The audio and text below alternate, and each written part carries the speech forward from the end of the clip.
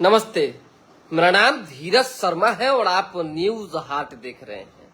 हमारे कार्यक्रम पेपर वाला में आप सभी का बहुत बहुत स्वागत है। तो आज की जो भी मुख्य खबरें हैं एक एक करके चर्चा कर लेते हैं। आप लोग जो है पहले जुड़ जाइए। केंद्रीय मंत्री जीतन राम मांझी पर हमला हो गया, उससे पहले उनकी समधिन पर हमला हुआ। क्या हो रहा है बिहार में, कई तरह के सवाल आपके भी मन में उठ रहे होंगे। लेकिन देखिए, कुछ जो मतलब पेड़ है लोग स्वयं लगाते हैं और स्वयं काटते हैं। मतलब कुछ लोग जीतन राम मांझी का जिस तरीके से हमेशा से एक समाज पर ज्यादा बढ़ चढ़कर आरोप रहता है और वो समाज टारगेट में रहते हैं, शायद ये भी उचित नहीं है। जब आप राजनीति करते हैं बिहार में और बिहार की बात करते हैं और बिहार की राजनीति करते हैं और एनडीए के सहयोगी आप कहे जाते हैं, केंद्र में मंत्री हैं, तो किसी को भी टारगेट नहीं किया जाना चाहिए। हम बात यादव समाज की कर रहे हैं। जिस तरीके से जीतन राम मांझी ट्वीट करते हैं, यादवों से सवाल पूछते हैं, वो एक पैरा में लिखते हैं कि हम जानते हैं कि किसी भी अपराधी का जात नहीं होता है, और दूसरे पैरा में पूछते हैं कि आखिर 50% जो है यादव ही अपराधी क्यों हैं, 50% जो है यादव ही दलितों का जमीन क्यों लूट रहे हैं, मुसलमानों को 50% वही लोग तंग तबाह क्यों कर रहे हैं, गरीब गुरबा को जो है परेशान वही लोग क्यों कर रहे हैं, बफ की जमीन पर उन्हीं लोगों का कब्जा क्यों हो गया है ज्यादा से 100 से मतलब कि 50% से अधिक। तो इससे पता चलता है, स्पष्ट होता है कि कहीं ना कहीं एक मन में कुछ है उनके। हालांकि किसी भी तरह की घटना, दुर्घटना, हमला और पत्थर फेंका जाना उचित नहीं है। ये दुर्भाग्यपूर्ण घटना है। भाई वरिष्ठ नेता हैं, केंद्रीय मंत्री हैं, इस तरह का नहीं होना चाहिए। लेकिन जीतन राम मांझी को भी सोचना होगा, अपने बयान और अपने जुबान पर जो है थोड़ा सा कंट्रोल करना होगा, लगाम लगाना होगा। स्वाभाविक सी बात है, आप सीनियर हैं, सीनियर होने का अर्थ ये नहीं हो सकता है कि आप हर चीज के लिए क्षम्य हैं। समझिएगा बात को। और नाखुशी जब लोगों में पैदा हो जाती है, उत्पन्न हो जाती है, तो आप जो है कुछ नहीं कर पाएंगे। फिर लोग ही जिताते हैं और लोग ही हराते हैं। मांझी समाज और दलित समाज की बात करने वाले जीतन राम मांझी कितने जीतन मांझी समाज के लोगों को टिकट दिए परिवार से हट के, कितने दलित समाज को उन्होंने आगे बढ़ाया है परिवार से हट के। किसी से छिपी बात नहीं। सत्ता में और सत्ता का मलाई कौन खा रहा है, ये भी किसी से छिपी बात नहीं है। ये मांझी समाज के लोग भी अच्छे से समझ रहे हैं, जीतन राम मांझी भी समझ रहे हैं और दलित समाज के लोग भी समझ रहे हैं। खैर क्या कीजिएगा, एगो सिस्टम बन गया है कि जो आदमी बढ़ रहा है उसी को बढ़ाइए। राजनीति में एक सर्वे जैसी व्यवस्था होनी चाहिए समय समय पर, और मालूम पड़ना चाहिए कि किस जात के लोग किस नेता के साथ और कितना है साथ, तब ना मालूम पड़ेगा। अब एक बार उनका टैग लग गया, उसी टैग पर जो है पूरा परिवार जी खा रहे हैं लंबे अरसे से। बिहारियों पर जो बयान उन्होंने दिया था, याद है आपको, उससे भी लोगों में एक नाराजगी है। और खासकर एक जाति विशेष से जीतन राम मांझी की अगर व्यक्तिगत दिक्कत है, नाराजगी है, तो उन लोगों के बीच का अपना भी एक व्यवस्था है। देखिए आगे पुलिस क्या करती है, जांच पड़ताल जारी है। एक लोगों को गिरफ्तार भी किया गया है। इस तरह की घटना नहीं होनी चाहिए। चलिए दूसरी खबर, जेडीयू में जो है बड़ा कंफ्यूजन की स्थिति उत्पन्न हो गई। बड़ी पार्टी है, ऐसा नहीं है कि बड़ी पार्टी नहीं है। भाजपा के बाद सबसे ज्यादा विधायक जेडीयू के पास है और मजबूत स्तंभ है एनडीए की सरकार में, बिहार की सरकार के लिए।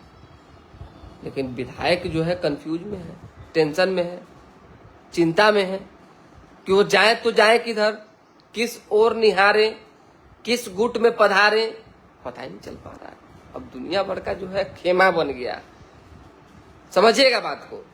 नीतीश कुमार को कहीं ना कहीं जिस तरीके से साइड किया गया, चाहे वो साइड हुए, चाहे कारण जो भी हो, निशांत अपने 85 विधायकों को नहीं संभाल पा रहे हैं। इस बात का आप ध्यान रखिएगा, नहीं संभाल पा रहे हैं।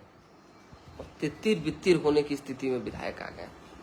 हमको बात है कई विधायकों से, क्या बताएं, कुछ समझे नहीं लग रहा है धीरज बाबू की क्या स्थिति है जेडीयू का, समझे नहीं लग रहा है। कोई हमको इधर बुलाता है, कोई कहता है इधर आइए, कोई कहता है इधर, मतलब 3-4-5 कोई ऐसे बड़े बड़े नेता है जिनका हम लोग के प्रति बड़ा सॉफ्ट कॉर्नर, और 4-5 विधायक एक जगह पे जब बैठे हो और बातचीत जब चल रही हो तो उस दौरान खबरें निकलती।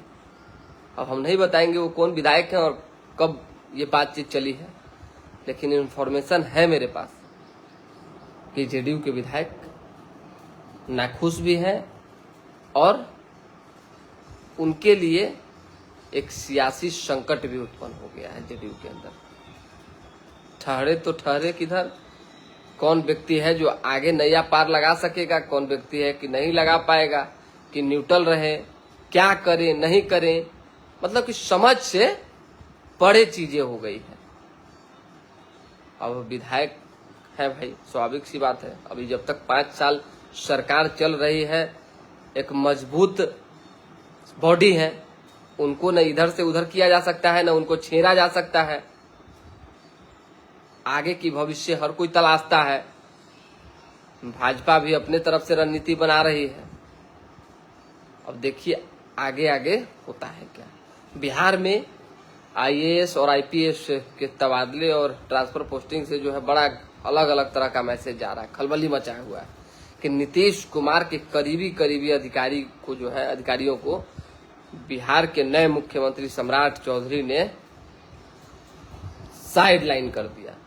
कुछ को अपने पास रखा, कुछ को जो है दूर फेंक दिया। विभाग बदला गया हो, काम बदला गया हो या जगह बदला गया हो, बदला तो गया है।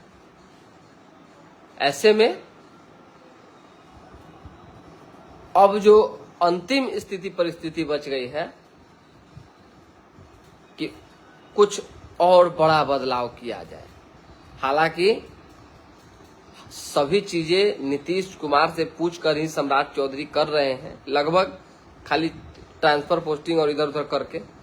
कुछ जो 5 या 7 रत्न अधिकारी हैं, कोहिनूर जिसको कहिए, नीतीश के कोहिनूर, उन अधिकारियों को बड़ा मतलब कि संयोग कर रखा जा रहा है, उनको छेड़ा नहीं जा रहा है। अगर उन्हें छेड़ा गया तो फिर हो सकता है कि कुछ अनबन जैसी स्थिति उत्पन्न हो, कंट्राडिक्शन उत्पन्न हो।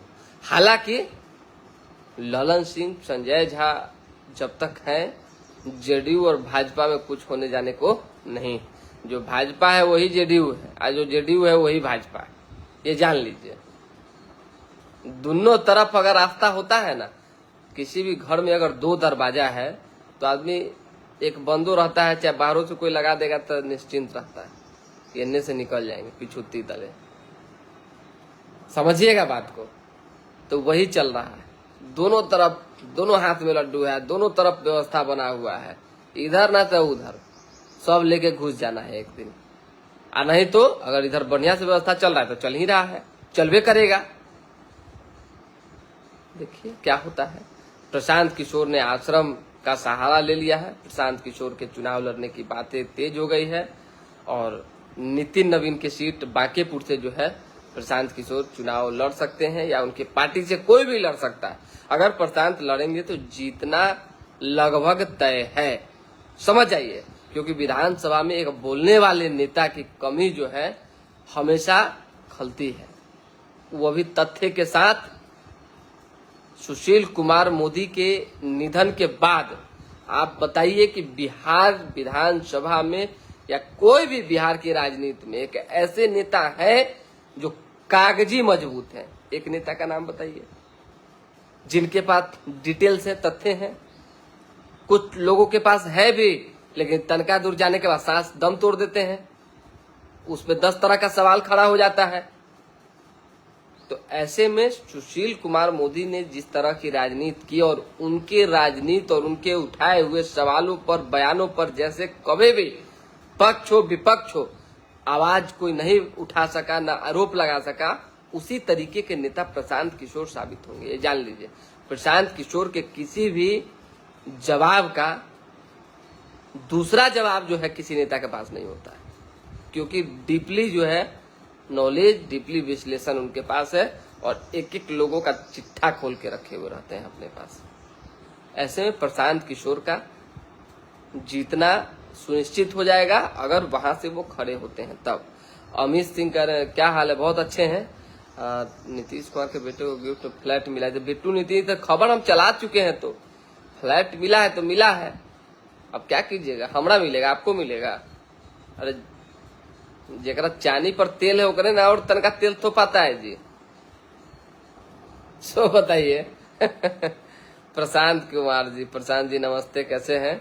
खबरों जो है दिमाग से निकल जाता है, आप लोग जो न फंसा देते हैं गिफ्ट फ्लैट में। चलिए, एक 3 IPS का तो ऐसा मतलब कि साइबर फ्रॉडों ने तबादला कर दिया कि हरकंप मच गया पुलिस विभाग में, समझ जाइए। सारण के एक SP का कर दिया, गया के SP का, बेगूसराय के SP का, मतलब कि और एक और शायद मधेपुरा के, पूर्णिया किस तरीके तरफ के SP का, IPS का भाई तबादला अचानक से खलबली मच गया। लेकिन बाद में पता चला कि साइबर फ्रॉडों की चाल है, उसमें भी गिरफ्तारी हुई है एक लोगों की, एक पुलिस वाले की भी मिलने की संभावना जताई जा रही है। देखिए क्या होता है। बाकी गर्मी तेज है और थोड़ा सा धूप से बचा के रहिए, निश्चिंत रहिए। थोड़ा लू से अगर बचना चाहते हैं तो ज्यादातर कोशिश कीजिए कि घर में रहिए, क्योंकि भाई बहुत स्थिति गड़बड़। और आंधी तूफान का भी कुछ जगहों पे अलर्ट जारी किया गया है। चलिए, और कौन लोग हैं?